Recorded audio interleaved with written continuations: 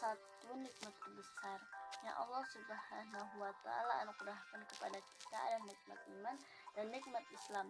Tanpa nikmat ini, semua bentuk kenikmatan lainnya tak ada artinya, apalagi di akhirat kelak. Tentu nikmat iman ini harus disyukuri.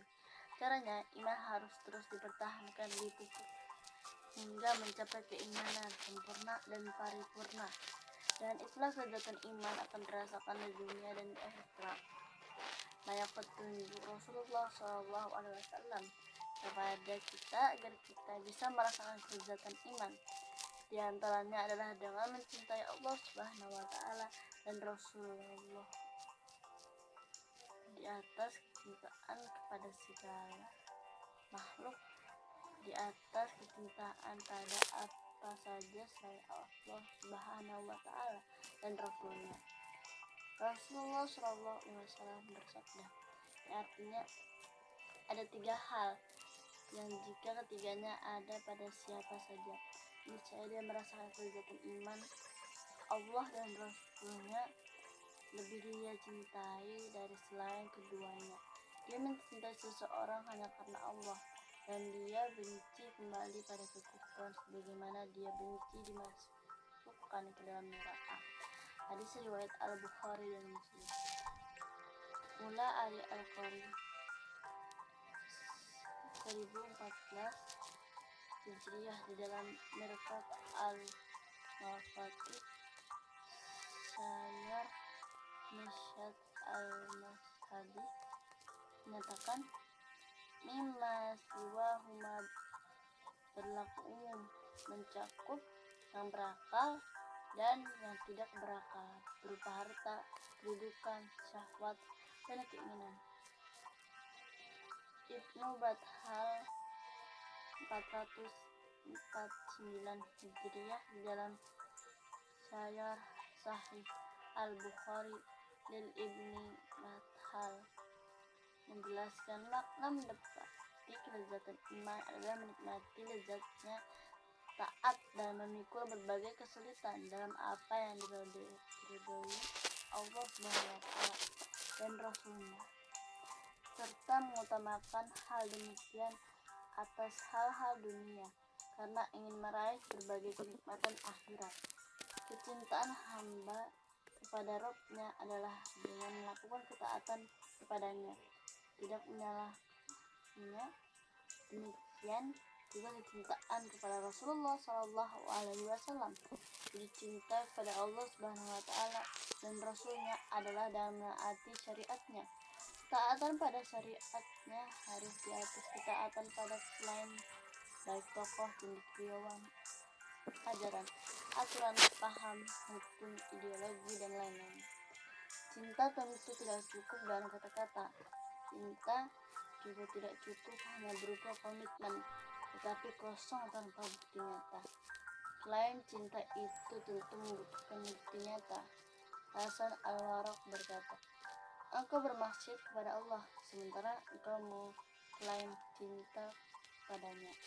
Sungguh orang yang mencintai itu sangat taat kepada yang dicintai. Cinta kepada Allah Subhanahu wa Ta'ala harus dibuktikan secara nyata dan mengikuti dan meneladani Rasulullah SAW, yakni dalam mengikuti risalah yang beliau bawa. Itulah syariat Islam. Allah Subhanahu wa Ta'ala berfirman dalam Quran surah Al-Imran ayat 31 yang berbunyi, Bismillahirrahmanirrahim. Qul in kuntum tuhibbunallaha fattabi'uni yuhibbukumullahu wa yaghfir lakum dzunubakum wallahu ghafurur rahim. Yang artinya, katakanlah, jika kalian benar-benar mencintai Allah, ikutilah aku. Niscaya Allah mencintai kalian dan mengampuni dosa-dosa kalian. Allah Maha Pengampun lagi Maha Pengasih. Quran surah Al-Imran ayat 31. Imam Ibnu Katsir dalam tafsir Al-Quran Al-Azhim menjelaskan ayat ini dengan menyatakan, ayat yang mulia ini menetapkan bahwa siapa saja yang mengklaim cinta kepada Allah sedangkan ia tidak berada di jalan Muhammad SAW, maka ia berdusta sampai ia mengikuti syariat Muhammad SAW secara keseluruhan. Kecintaan kepada baginda Nabi Muhammad SAW tentu harus dibuktikan secara nyata dengan meneladani dan menaati beliau. Imam Syafi'i mengatakan dalam bait syairnya, "Lau kana hubbuka shadiqan la ta'tahu, innal muhibba liman yuhabbu muti'u." Andai cintamu benar, niscaya kau taat kepadanya. Sungguh pecinta itu sangat taat kepada yang dia cinta. Meneladani dan mengikuti baginda Nabi SAW dibuktikan dengan menerapkan syariat yang beliau bawa secara keseluruhan. Allah Subhanahu wa Ta'ala menegaskan bahwa sikap demikian merupakan bukti kebenaran dan kesempurnaan iman. Allah Subhanahu wa Ta'ala berfirman dalam Quran surah An-Nisa ayat 65 yang artinya, "Demi Tuhanmu, mereka pada hakikatnya tidak beriman hingga mereka menjadikan kamu hakim atas perkara apa saja yang mereka perselisihkan. Kemudian mereka tidak merasa keberatan dalam hati mereka atas keputusan yang kamu berikan, dan mereka menerima dengan sepenuhnya." Tafsir Quran surah An-Nisa ayat 65. Menjadikan Rasulullah SAW sebagai hakim sepeninggal beliau adalah dengan menjadikan syariat yang beliau bawa sebagai pemutus segala perkara. Menjadikan syariat Islam sebagai pemutus segala perkara tidak mungkin terwujud kecuali dalam menerapkan syariat secara nyata untuk mengatur segala urusan masyarakat. Jadi cinta yang hakiki akan melahirkan ketaatan. Sebaliknya, ketaatan merupakan bukti kecintaan. Klaim cinta kepada Nabi SAW bisa dinilai dusta jika ternyata selain Nabi SAW lebih ditaati daripada beliau. Petunjuk Nabi SAW diganti oleh petunjuk selainnya, serta hukum-hukum yang beliau bawa ditinggalkan dan diganti dengan hukum-hukum yang lain. Dengan demikian, pernyataan cinta kepada Nabi SAW harus mewujud dalam kecintaan pada syariat Islam. Siapa saja yang tidak suka dengan syariah yang beliau bawa, apalagi berpaling darinya, maka kecintaannya kepada Nabi SAW adalah dusta. Siapa yang mengaku cinta kepada Nabi SAW tetapi alergi terhadap syariahnya, maka kecintanya palsu.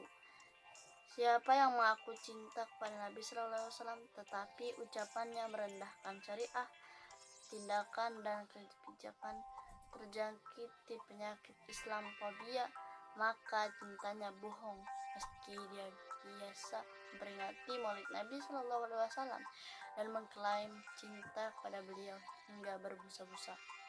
Orang-orang yang mencintai Nabi SAW tentu tidak akan mencintai siapa saja yang membenci, merendahkan, apalagi memusuhi syariahnya. Mustahil siapa yang mencintai Nabi SAW pada saat yang sama juga mencintai orang yang memusuhi Nabi SAW, memusuhi syariah atau bagian dari syariah yang beliau bawa. Orang yang mencintai Nabi SAW akan tampak aneh jika mendukung dan memuji orang yang memusuhi dan mengkriminalisasi orang yang menyeru penerapan syariahnya. Siapa saja yang mencintai Nabi SAW tentu tidak akan merasa nyaman dan tentram tak kala sunnah beliau, yakni harikah petunjuk dan syariah yang beliau bawa ditinggalkan dan dicampakkan. Sebaliknya, orang yang benar-benar mencintai Nabi SAW akan berjuang dengan penuh kesungguhan agar syariat Islam dijadikan pedoman dan diterapkan secara nyata di tengah kehidupan. Jadi, cinta kepada Nabi SAW akan menghasilkan kecintaan pada syariahnya. Kecintaan pada syariahnya tentu akan menghasilkan kerinduan pada penerapannya. Kerinduan pada penerapan syariah akan melahirkan amal dan perjuangan untuk mewujudkan penerapan syariah secara kafah. Semua itu akan menjadi kunci mendapatkan penjagaan dari Allah Subhanahu wa taala. Rasulullah Shallallahu alaihi wasallam berpesan, jagalah jagalah Allah, niscaya Allah menjagamu. Jagalah Allah, niscaya engkau mendapati Allah di hadapanmu. Hadis riwayat At-Tirmizi dan Ahmad.